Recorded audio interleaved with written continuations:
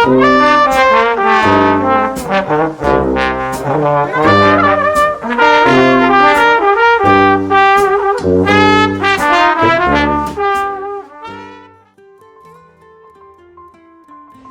to our special program of the 1997 Asian financial crisis and its profound effect on South Korea.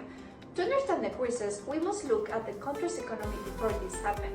South Korea's post-war economic strategy, often termed the Miracle on the Han River, focused on export-led growth. The government collaborated closely with chaebols, fostering rapid industrialization. However, this model led to significant structural imbalances. Indeed, while the economy was booming, it became heavily reliant on a few conglomerates. This concentration risk, together with fast growth and high debt, set the stage for potential instability. Besides that, lax financial regulations allowed excessive borrowing, both domestically and internationally. The banking sector accumulated huge non-performing loans, making it vulnerable to external shocks. Let us analyze the external and internal causes that resulted in this crisis. Internally, the over-leveraging of chaebols led to inefficiencies. Companies grew without guaranteeing they were profitable with the result of heavy debt. The Hambo Steel scandal in early 1997, which involved corruption and insolvency, illustrated these weaknesses. Externally, the financial condition from neighbor countries, starting with Thailand about the devaluation, panic for gaining investors. South Korea short-term foreign debt became unmanageable as credit lines were withdrawn. Financial speculation aggravated the situation. The stock market and real estate bubbles burst, leading to capital flight and further depreciation of the won. Now, we'll move forward with our former colleague Jorge, who is interviewing an expert economist, Fernando Tamayo. Para empezar, hablemos de que la crisis financiera asiática golpeó a varios países en 1997, pero en el caso de Corea del Sur hubo factores internos que agravaron dicha situación.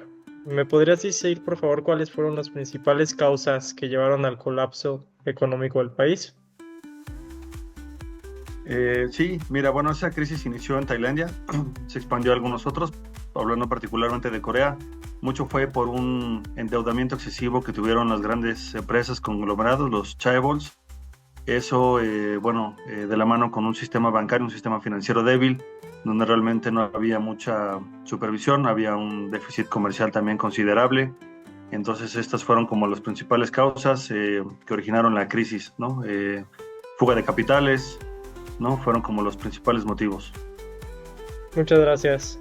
Ahora, la crisis no solo afectó a las grandes empresas y a los bancos, sino también al ciudadano común, con despidos masivos, recesiones y demás. Entonces, ¿me podría decir cuáles fueron las principales consecuencias en el empleo y en el nivel de vida de la población surcoreana? Claro, mira, cuando hay este tipo de crisis, pues lo primero sobre todo es cuando se devalúa la moneda. Eso afecta a las importaciones, ya que se necesita más dinero para el mismo bien. Entonces obviamente eso trae un efecto negativo en cuestión de el dinero que tiene la gente. Entonces eso hace que encarecen los bienes y servicios. Entonces obviamente eso a la gente le afecta. Hablando de cuestión de las empresas, pues obviamente vienen muchos despidos, muchas reestructuras. Hay empresas que pues por lo general no alcanzan a salir de estas crisis.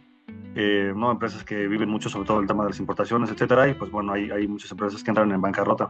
Entonces estas fueron como las principales consecuencias que hubo tanto en el sector a nivel empresa como a nivel persona. Muchas gracias. Y Fernando, para concluir, en la crisis el gobierno implementó diversas estrategias para estabilizar la economía. ¿Cuáles fueron las principales acciones tomadas por el gobierno surcoreano para enfrentar la crisis y qué relación tiene con el FMI? Pues bueno, una de las acciones a tomar fue hacer un préstamo al Fondo Monetario Internacional. Este Fondo Monetario, por supuesto, que viene sujeto a ciertas condiciones, ¿no? Pues de la mano, obviamente, con el gobierno para buscar estabilizar la economía. Entonces, algunas de estas acciones que tienen que ver con tanto el gobierno como con el FMI fue una política monetaria restrictiva, que al final lo que busca es controlar la inflación, controlar la cantidad de dinero que hay en la calle, buscar el crecimiento, entonces fortalecer la industria local. Entonces fueron unas de las acciones que se tuvieron para salir de la crisis, ¿no? Y justo, ¿no? Lo que fue el PIB en el 97-98 cayó mucho, pero bueno, ya de ahí los siguientes años, los años venideros, la verdad es que fueron años de crecimientos importantes de la economía surcoreana gracias a estas acciones que se tomaron derivado de la crisis. Pues muchas gracias, Fernando. Gracias por el tiempo y pues gracias por todo. Al contrario, Jorge, que estés bien, hasta luego. Shall we list the most important events during the crisis, right? Yes, indeed. In January 1997, Hanwha Steel collapsed as corporate failures commenced. Within 7 months, Kia Motors also asked for margin loans, a sign of deepening troubles. The currency was under tremendous pressure, depreciating from around 800 won per US dollar to over 1,700 by the end of 1997. The stock market collapsed and foreign reserves fell very rapidly. The government moved thirdly and the crisis intensified. By December 1997, South Korea appealed for help to the IMF, precipitating 58 billion bailout package. What were the macroeconomic consequences of the crisis? South Korea's GDP contracted 5.8% in 1998. Unemployment rose from 2% to nearly 7%, and many financial institutions were near insolvency. The one sharp depreciation led to important inflation, increasing the cost of essential goods and services. This further strained households and business alike. Let's conclude with our special guest, Seok Min, native South Korean. Okay, hello. We're going to make our 1997 South Korean crisis with Seok Min. Yep. So, are you ready? Yes, please. Perfect. So, I don't know if you remember how do your parents live this crisis. Yeah. Okay. As I was so young at the time, I cannot relate any story of mine. Yeah, but at least reflecting my parents' cases, I was told it was a period of an uncertainty, but also of an adaptation.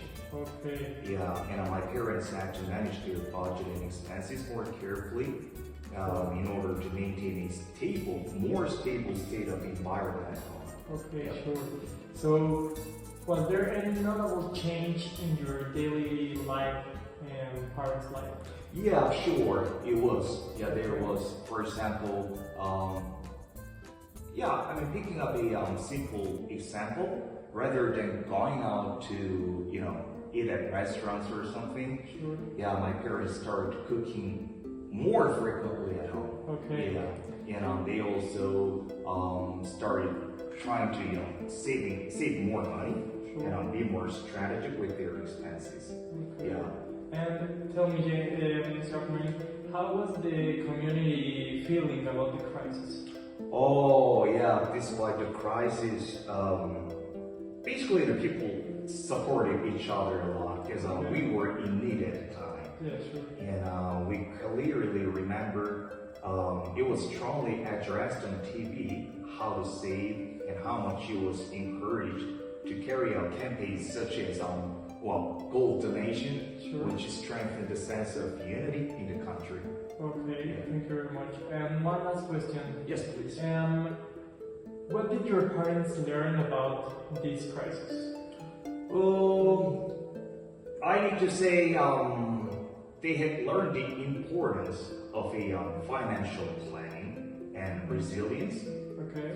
And since then, my parents have been very organized with money Okay. and values stability at all times, something like that.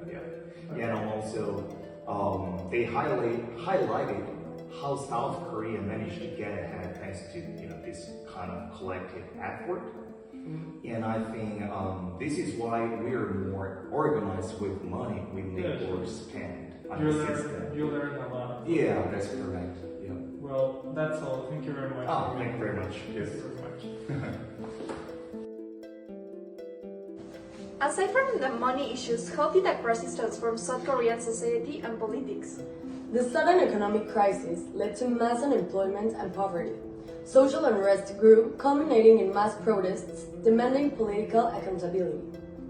The crisis also led to significant police reforms. The ruling party was criticized, and in the 1998 elections, the opposition leader Kim Dae-jung was elected president, a significant change to South Korea politics. What steps allowed South Korea to recover?